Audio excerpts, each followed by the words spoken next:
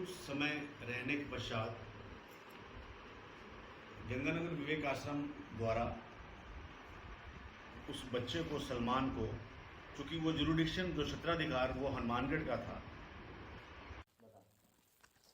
वर्ष 2009 के अंदर हनुमानगढ़ बाल कल्याण समिति के समक्ष एक गुमशुदा बालक सूरतगढ़ नगर परिषद के जो कर्मचारी थे वो दिलीप तेजी द्वारा गुमशुदा बालक सलमान को प्रस्तुत किया था।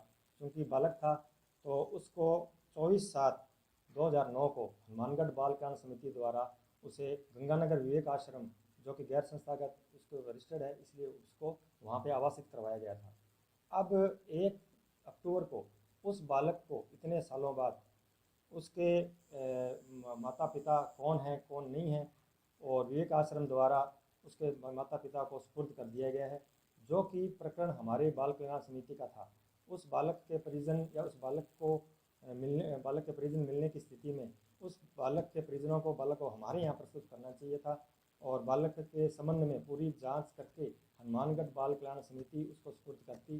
चूँकि ये क्षेत्राधिकार हमारा है, इसलिए इस क्षेत्राधिकार का हनन हुआ है और विवेक आश्रम ने उस बालक के परिजनों को, कथित परिजन, पता नहीं वो उसके परिजन है या नहीं है, उसको गंगानगर बाल कल्याण समिति के प्रस्तुत कर दिया गया है। गंगानगर बाल कल्याण समिति द्वारा किस आधार पे, जो उनके क्षेत्राधिकार का नहीं होते हुए उसके परिजनों को सुपुर्द किया है, और क्योंकि ये जांच का विषय है और हमारे क्षेत्राधिकार का मामला है। और जब इस विषय में गंगानगर बाल कल्याण समिति से संपर्क किया, उनको पत्र लिखा, तो ऐसा उनके द्वारा ये 3 मेंबरों द्वारा ऐसा कहा गया है कि ये श्रीमान अध्यक्ष महोदय द्वारा स्वयं अपने द्वारा ही उसको भेजा गया है। हमारे 3 मेंबरों का इसमें कोई रोल नहीं है और उनके द्वारा हमें पत्र द्वारा सूचित भी किया गया। अध्यक्ष से बात हुई थी, उन्होंने कोई जवाब नहीं दिया हमें। एसपी को हमने 4/10 को एसपी महोदय को हमने इस विषय में प्रकरण दर्ज करने या कार्रवाई करने या जांच करने के लिए लिखा था विवेक आश्रम के खिलाफ। आज दिनांक तक उसमें कोई कार्रवाई नहीं की गई है। विवेक आश्रम से कोई बात हुई? विवेक आश्रम को भी पत्र लिखा हमने, उन्होंने भी कोई जवाब नहीं दिया।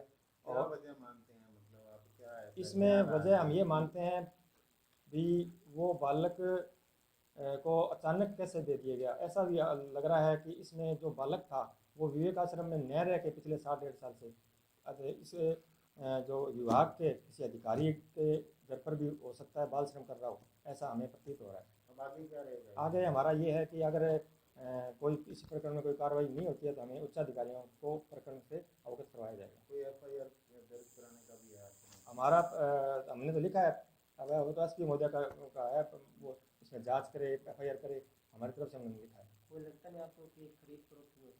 खरीद फरोख्त का तो यही तो जांच का विषय नहीं, क्या हुआ है यही तो हम जांच कराना चाहेंगे। पुलिस, ये जांच पुलिस करेगी। सीडब्ल्यूसी का क्षेत्राधिकार हमारा था, हमारे पास आना चाहिए था, तो वहाँ उन्होंने किस आधार पर पेश कर दिया और उन्होंने अकेले बिना किसी पूर्ण बहुमत के उस बालक को सुपुर्द कैसे कर दिया, उसको उसके परिजनों की बिना जांच की। पुलिस अगर दर्ज करती है एफआईआर तो आपका अधिकार के खिलाफ की तरफ से क्या किया जाएगा? हमारी तरफ से तो वो उच्च अधिकारी को अवगत कराया जाएगा। जो हमारे क्षेत्राधिकार का मामला था, हमें पुनः बालक को बुलाएंगे, तो उसकी जांच करेंगे।